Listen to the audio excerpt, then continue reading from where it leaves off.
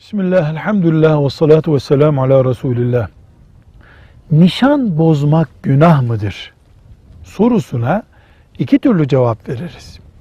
İnsanların onurlarıyla oynama kastıyla, eften püften denen bir sebeple söz yapmak, nişan yapmak, bozacağını bile bile yapmak, bunlar elbette vicdanı rahatsız eden, ahlaki olmayan, Allah'ın razı olmayacağı şeylerdir.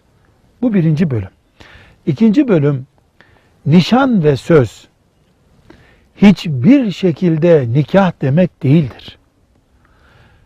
Nişanla beraber kızla erkek arasında asla dinen bir bağ oluşmaz. Dolayısıyla nişanlı ile nişansız arasında evlilik mefhumu açısından hiçbir bağ yoktur.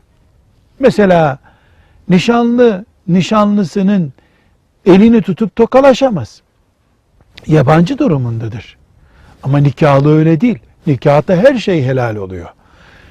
Bunun için diyoruz ki nişan makul denebilecek bir gerekçeyle veya gönülde oluşan bir soğukluk nedeniyle bozulduğu zaman kız veya erkek tarafından asla bundan günah oluşmaz.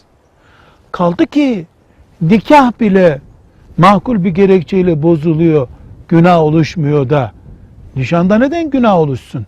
İnsanların şahsiyetleriyle oynamak, zevk yapmak, çikolata yemek için nişan yapmak gibi seviyesizlikleri konuşmuyoruz. Muhabbet sorunu oluştu.